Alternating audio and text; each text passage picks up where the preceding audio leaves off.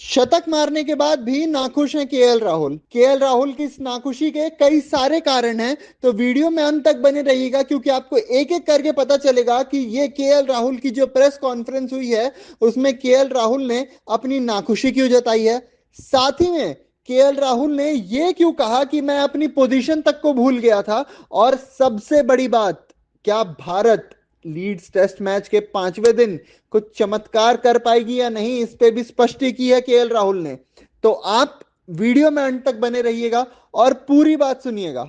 Run score देख रहे हैं आप, और इस वक्त भारत और इंग्लैंड के बीच लीड्स में 5वां टेस्ट मैच चल रहा है।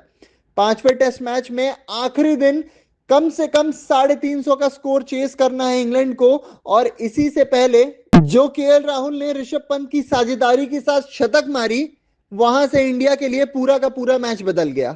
मैच कैसे बदला ये तो आपको पता ही है कि तीसरा विकेट जाने के बाद जिस तरीके से केएल राहुल और ऋषभ पंत ने साझेदारी लगाई, जिस तरीके से भारत की नैया को पार लगाई है, वो कहीं ना कहीं बहुत ही अहम भूमिका प्ले करने वाला है इस मैच के रिजल्ट को अगर मद्देनजर रखा जाए तो। पर वहीं जो सबसे बड़ी बात थी वो ये थी इस प्रेस कॉन्फ्रेंस की कि जब केएल राहुल से यह पूछा गया कि पिछले कुछ समय में आप भारत के गो टू प्लेयर रहे हैं, चाहे भारत को फिनिशर के तौर पे कोई चाहिए हो या ओपनर के तौर पे कोई चाहिए हो, भारत को 3 नंबर चाहिए हो, भारत को 4 नंबर चाहिए हो, अगर किसी को भी बोलना है तो वो सिर्फ केएल राहुल को बोलना है कि आप आइए और इस पोजीशन को संभालिए। केएल राहुल हमेशा हाजिर रहते थे वहां पे। तो इस पे केएल राहुल ने अपनी प्रतिक्रिया साझा की। अपनी प्रतिक्रिया साझा करते हुए केएल राहुल ये बोलते हैं कि मैं हमेशा टीम के लिए खड़ा हूं। पिछले कुछ वक्त में मैं तो भूल ही गया था कि मेरी पोजीशन क्या है टीम इंडिया में। मैं ओपनर हूं, मैं फिनिशर हूं, या फिर मैं मिडिल ऑर्डर में आने वाला हूं खेलने के लिए। और ये जो चैलेंज है, ये जो मुझे खुद को पुश करने पे, खुद को और ज्यादा अच्छी तरीके से ट्रेन करने के लिए मदद करता है, इसे मैं हर दिन एक नए चैलेंज के रूप में देखता हूं। और ये मुझे एक और बेटर प्लेयर बनाने में मदद करता है।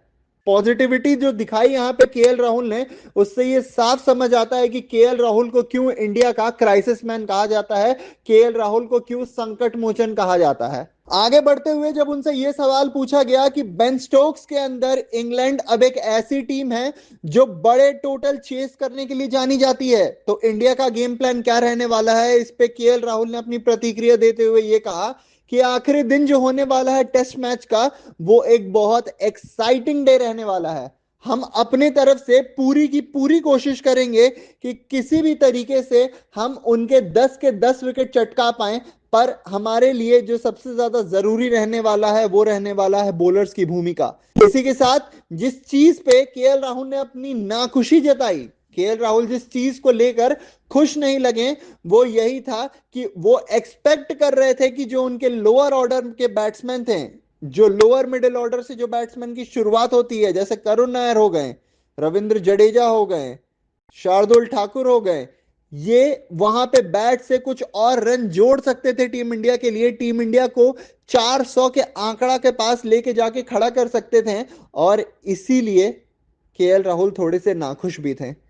केएल राहुल ये कहते हुए नजर आए कि अगर 400 के पास का आंकड़ा रहता तो शायद हमारे लिए जो कंडीशंस थे वो और ज्यादा फेवरेबल रहते हैं। हम 30-40 रन कहीं शॉर्ट पड़े हैं अभी भी, पर हम अपने तरफ से बेस्ट क्रिकेट का प्रदर्शन करने वाले हैं और हम ये मेक श्योर करने वाले हैं कि हम उनके 10 के 10 विकेट चटकाएं। तो अब आपको समझ आ गया होगा कि क्यों केएल राहुल नाखुश थे प्रेस कॉन्फ्रेंस में, और साथ ही में केएल राहुल ने यह क्यों कहा था कि मैं अपनी पोजीशन को भूल गया था।